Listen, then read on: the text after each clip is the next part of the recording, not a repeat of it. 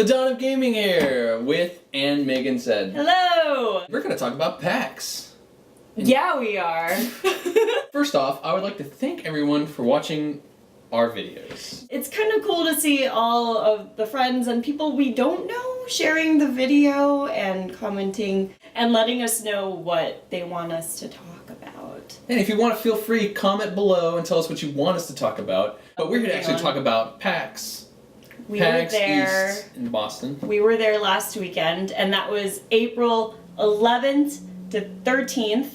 Someone sounds a little drunk. I'm not. Just say 11 through the 13th. So what is PAX? Tell us, Don. What is PAX Well, there's East? a lot of conventions going on, like comics and, you know, movies and all that other stuff. But what about games? What about them? So the guys from Penny Arcade decided to make a expo about games. What we did. What? So many things to do, though. So many things to do. Going through the guide, there are a lot of things you can do. There's so many booths. This is just of the expo hall.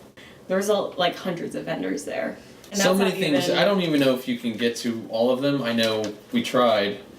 We tried. The schedule, also on top of that, there are so many panels going on throughout each of the days that it's really hard to go to just even the ones you want to go to because a lot of them overlap. They're running tournaments all day. We only got to do a little bit of fraction of everything that was available. Even if we went to everything we wanted to go to, that still would only be a fraction of actually what PAX is all about. You have to play all kinds of games that are in the works, new games that are about to come out, games that are just out, and games that have been out for a while but are still very popular. But one of the games I got to play was Eldritch Horror. Basically, you are in a team, you are trying to defeat a monster. It kind of reminds me, Arkham Horror, and it's kind of along those lines at the same time. Another thing I got to play was in a Magic tournament. It was a Modern Masters prize Magic tournament, but it was a sealed, and unfortunately I had the crappiest pools. But that doesn't make or break your game. It was just bad. Yeah, he was playing underneath one of the skywalk bridge things, and so I was like spying on me. Spying, stalker-ish-ing, rooting for him. Unfortunately, I only won a few games. The prize was just so glorious. Basically, they give you a Modern Master set in foil. So imagine getting a foiled Termagoyf. Yeah, unfortunately, I did not do well. I think they're going on Amazon for like $3.95 at the moment. That's ridiculous. For one card? That's awesome. So good. And you lost. Oh, I'm sorry. Way to rub that in. Another game I got to try was a game called Galactic Strike Force by Greater Than Games, who also make Sentinels of the Multiverse. Galactic Strike Force is a new game that I think isn't out yet or just came out. It's a team-based game. It's a lot of fun. I'm actually going to buy it. They actually had some promo cards that they gave out. The art was done by Gabe or Mike from Penny Arcade. So it's a deck building game, and you use that deck to make your ship stronger, which then in turn you have to beat basically an invading race and the main boss. It was a lot of fun.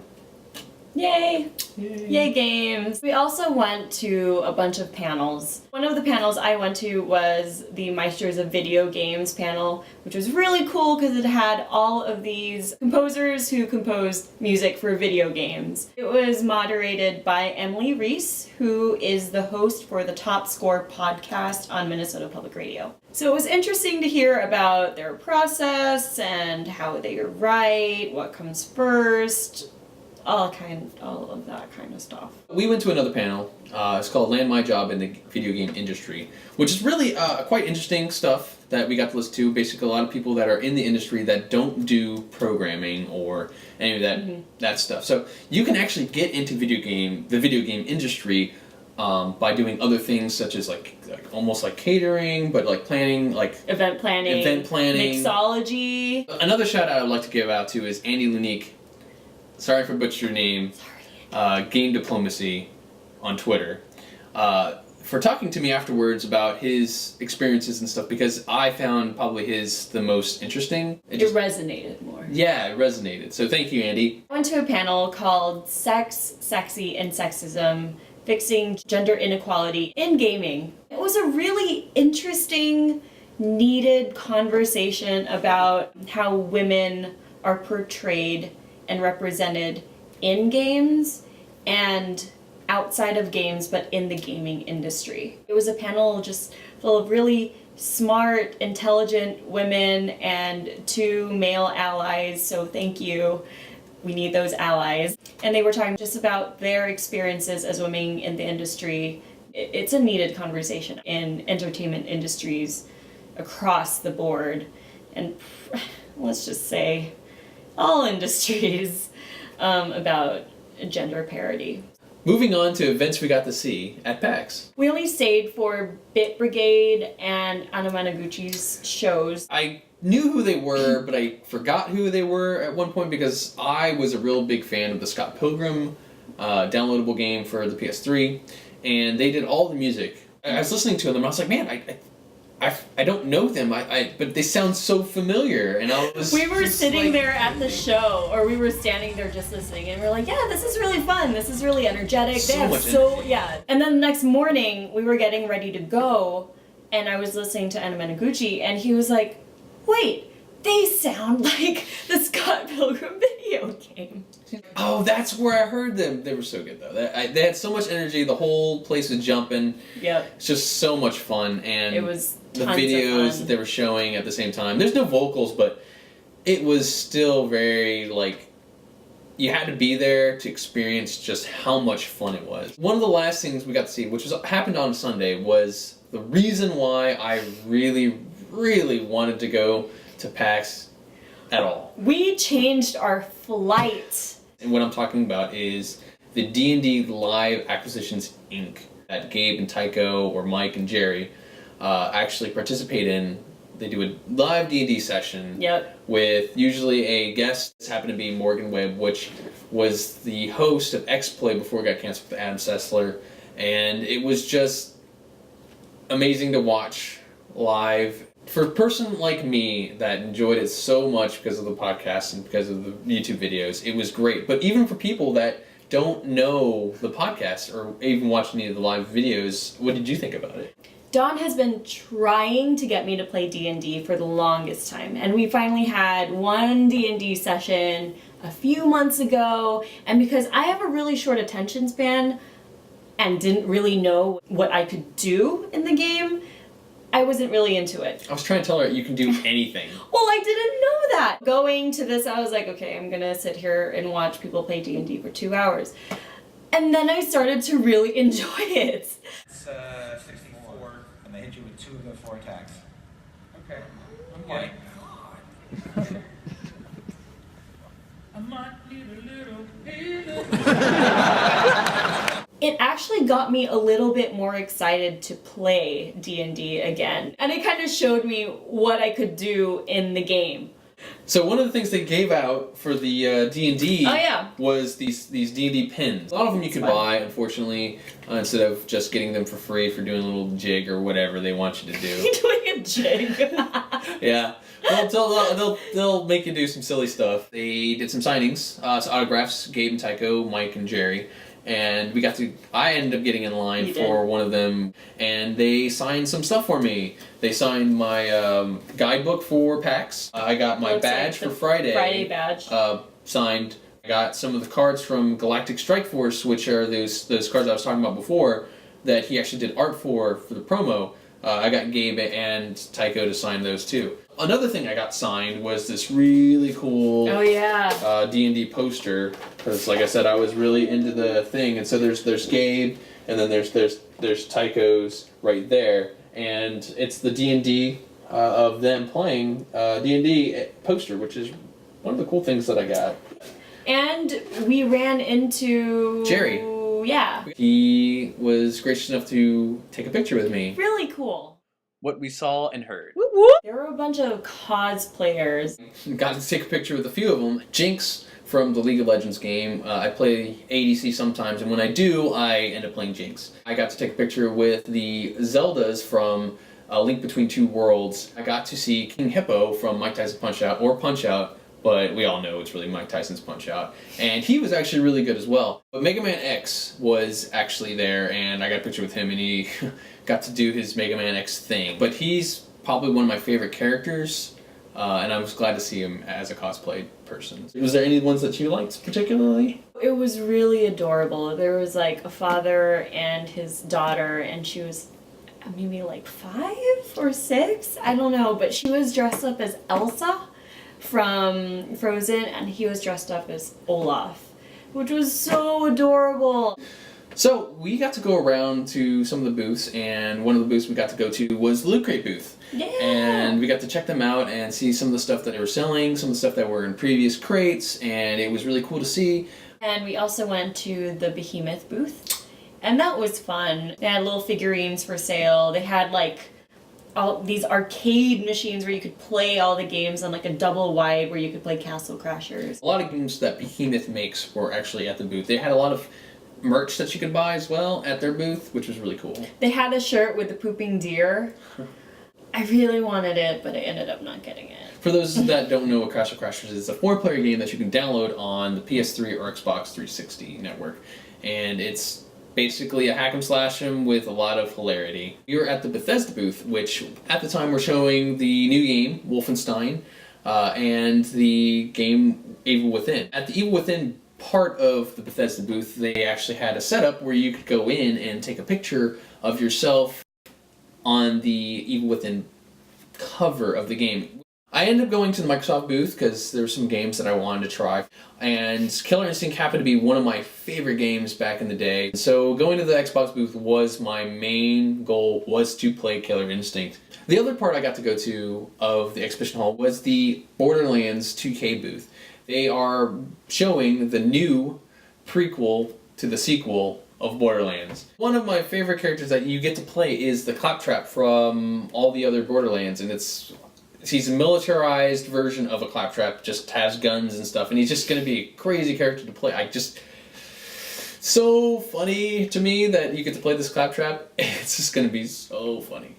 So much fun. So much fun to be had. On the tabletop side, someone had set up a life-size version of King of Tokyo. Awesome. And if you saw our current Tabletop Obsessions video, you know how obsessed we are with King of Tokyo. So just like blow that little game up to life size, and it was just incredible. What we bought and got! I actually gave you these grab bags, which have a bunch of variety of different little things in it. A deck of Magic, a League of Legends, Riot, Blitzcrank, and Arcade Heckrum. There's just a bunch of little freebies, a lot of downloadable codes that you can use on a lot of games that are coming out or are out. Also, they gave you oatmeal.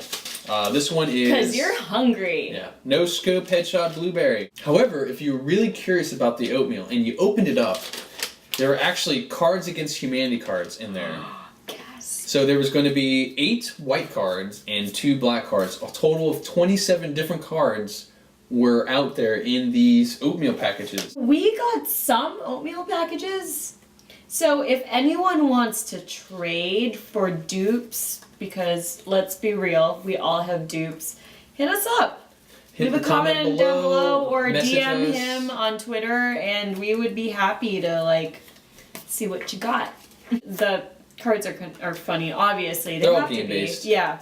Endless Ninjas. Or sci-fi. Mistakenly hitting on a League of Legends statue. Taking 2d6 emotional damage. I got a few things. One of them is a love letter. So if you saw our Tabletop Obsessions video, you know that my friend Brian created a How I Met Your Mother love letter, but I actually didn't have the original. And I had played it before, but I just didn't have it. So I got the real one with everything. But truthfully, we'll probably still be playing the special one. How I Met Your Mother, yeah. But now it's nice because we have rules that are printed out and available. The other game I bought was Kittens in a Blender. We've been looking for it a long time. We actually saw a man and his son with it. They had it open and I was like, "Excuse me, sir, where did you buy that?" And so he pointed me to the booth and I was so excited that I bought 2. And apparently they kept on having to refill and restock, and so, I mean, I'm glad I got 2. And go to PAX or any convention for that matter and not end up buying things. So I ended up buying, obviously, the poster that I showed earlier, with which they signed. I actually bought that at the PAX merch table. I also bought the Acquisitions Inc. pin set for those people that are collecting pins. I haven't seen it. Also, I bought some stickers for Penny Arcade. They gave me a patch for buying a lot of stuff, so I got this patch. I also got some magnets from PAX East. This shirt, which I wore for Acquisitions Inc. It's Jim Dark Magic, you know, the New Hampshire's Dark Magic, for anybody that knows what I'm talking about. Going to the other vendors' merch tables, I ended up buying a game called The Drinking Quest 1, 2, and 3, which is basically a drinking game based off D&D, kind of like Munchkin-esque, but you end up dying a lot. When you die, you chug a beer, and I will be doing a review of this game hopefully soon. It's going to be a lot of fun. I haven't got to play it yet, but I'm trying to support Indie games. In addition to Love Letter and Kittens in the Blender, I bought something else. And I bought Munchkin Easter Eggs, which is an Easter-themed expansion for Munchkin. 15 new cards. And brought it back to Don. And I was like, look what I got! Thinking that I did something really, really great because he loves Munchkin and he buys every single thing that comes out for it. Every single one of these packs. Every single thing. And he's like, I already have it!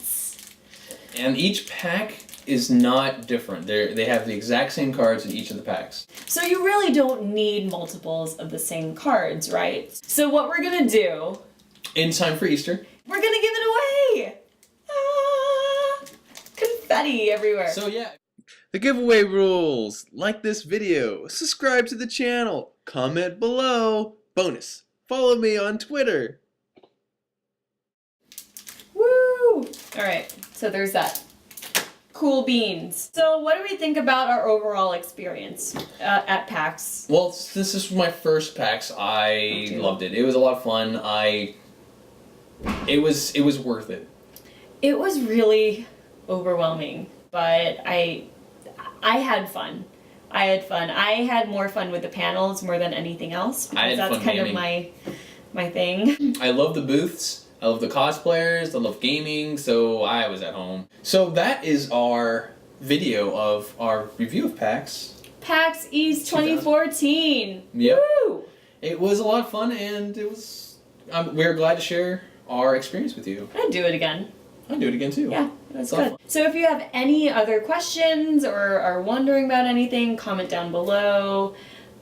Tweet him on Twitter or me. I don't know, either one. So yeah, like, subscribe, and have a chance at winning that pack.